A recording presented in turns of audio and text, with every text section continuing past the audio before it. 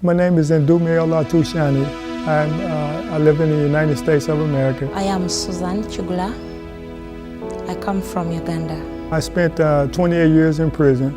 20 of them was on death row in the state of Tennessee for a crime that I did not commit. And I was fortunate enough I was able to come home June 1st of 2012, so I've been home now a little over 4 years.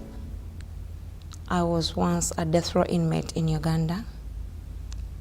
I was condemned or sentenced to death in 2002 after having spent 2 years on remand over a crime I did not commit, which is murder.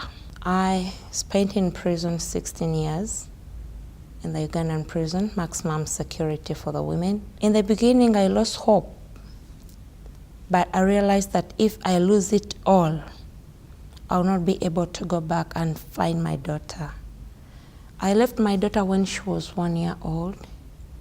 By the time I came back, she was 17 years. Being a mother, it was quite very hard and difficult for me because the person who they alleged that I had killed was the father of my daughter. So that meant leaving my daughter behind without any parent to take care of. In that pain, in that agony, in that confusion, I realized that something has to be done. If I would have been executed, it wasn't going to change, the lives of the victim's family. The only thing it would have did was made a victim out of me and a victim of my family victims of a system that shouldn't be practiced anyway. So many innocent people are in prison. So many innocent people have gone through injustices. Many have not been lucky like me. Many have been hanged. But me, who is lucky to come out, I should be the voice of the voiceless. Death penalty is a revenge. It's not a punishment. And we don't want to see more bloodshed on our hands, because once the government executes, it's the nation executing.